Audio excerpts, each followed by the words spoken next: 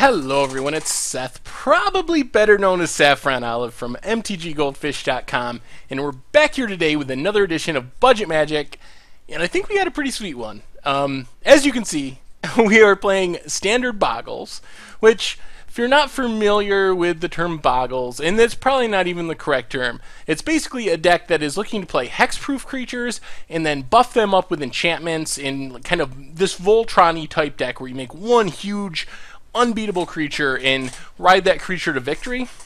The name Bogles comes from Slippery Boggle, which is a 1/1 hexproof creature for 1, gets played in Modern. So we obviously don't have any true Bogles in our deck, but that said, the strategy is somewhat similar, so I decided to go with the name.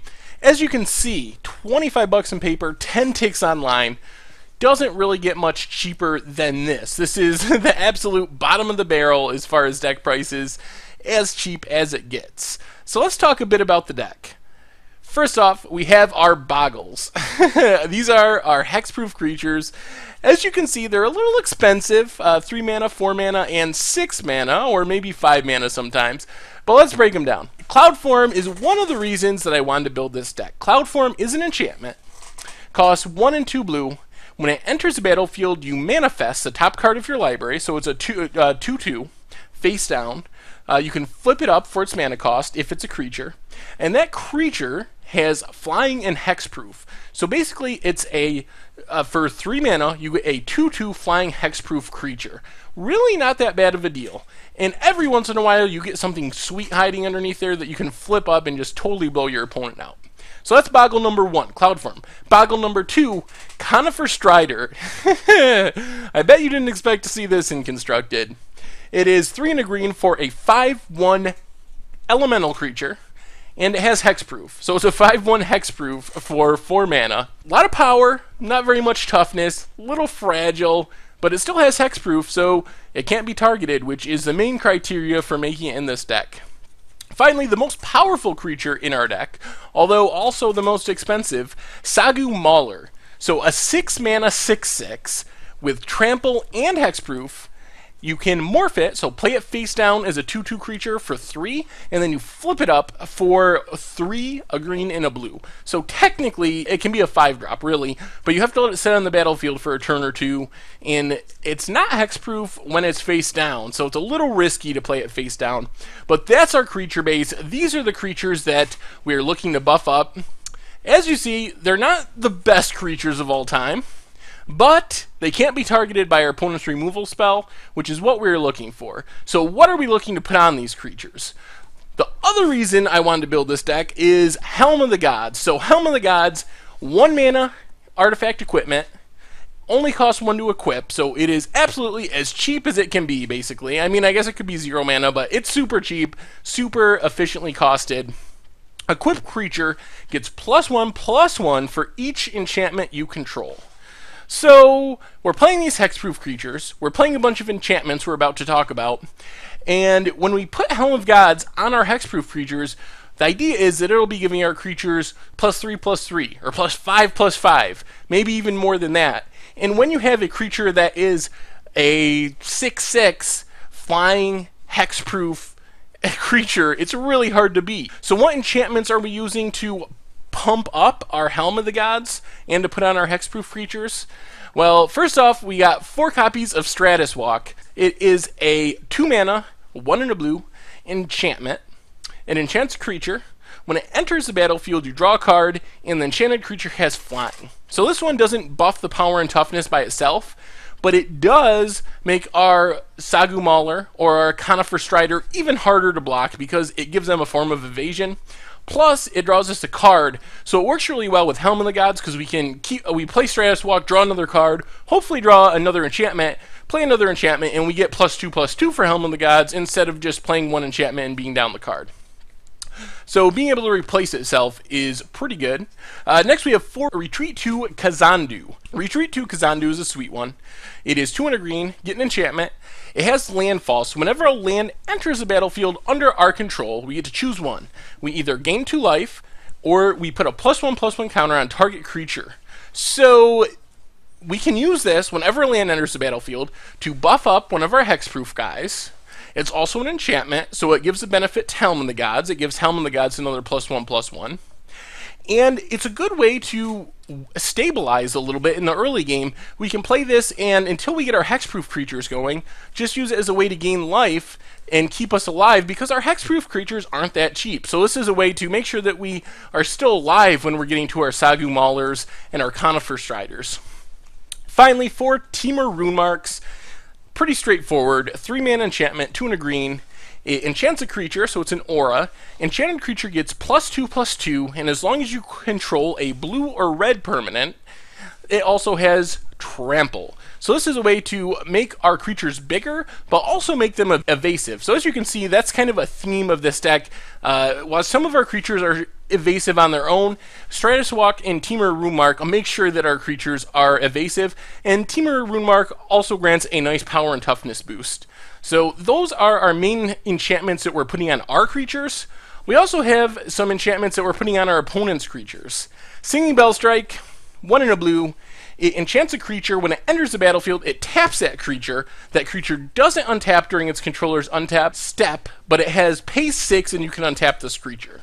So basically, this is an early game removal spell. We can play this on turn 2, tap down a Abbot of Carol Keep or a Monastery Swiftspear, and while it may untap eventually, it takes an opponent's entire turn to untap it, and it's just usually not worth it for a 2/2 or something like that. So it's often a hard removal spell for only 2 mana.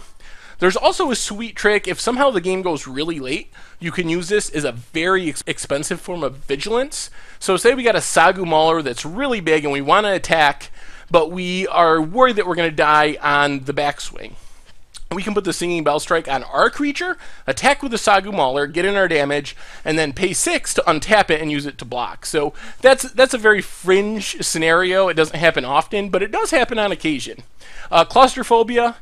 It is like Singing Bell Strike, except it's a little more expensive. 2 and a blue, enchants a creature, taps the creature when it enters the battlefield, and that creature just straight up doesn't untap. So you don't get the option to pay 6 and untap it like you do with Singing Bell Strike. That's what the extra mana is for, so that's why it's a little more expensive. And then finally, Monastery Siege. For some reason, it seems like every budget Magic deck I have plays Monastery Siege. Not exactly sure why, but it just seems to always fit in with everything I'm trying to do. Anyway, in our deck, since all of our creatures have hexproof, usually aren't putting it on dragons, which is spells your opponents cast that target you or permanents you control cost 2 more to cast. If we're worried about targeted enchantment removal, we could put it on that mode, but normally we put it on cons, just a way to make sure we keep drawing more enchantments, make sure we don't flood out, make sure we hit our land drops. It just loots every upkeep, so that's the main purpose of Monastery Siege in the deck. Mana base wise, 4 Yavimaya Coast, 4 Thornwood Falls, so fairly inexpensive green-blue duals, 4 basic forests, basic islands, also pretty straightforward, and then 4 Lumbering Falls. Lumbering Falls is really sweet. I've awoken to how powerful this card really is over the last couple weeks. On our last Budget Magic, we played Turbo Turns. Lumbering Falls was a key piece to that deck, and now we're playing a hexproof deck, and Lumbering Falls fits exactly with the theme. While it doesn't work great with enchantments or auras that target a creature because they would fall off at end of turn, we can activate it if we have a bunch of enchantments on the battlefield, stick a Helm of the Gods on it, and just beat down with a huge Lumbering Falls. At one point, we attacked with a 15/15 Lumbering Falls, which it's about as sweet as it gets. Anyway, going back to the sideboard, we have 4 Disdainful Strokes, deals with big dragons, deals with wraths, 2 Encase in Ice. It's another enchantment. It only enchants red or green creatures, but you can play it with Flash, and it taps them down and they don't untap.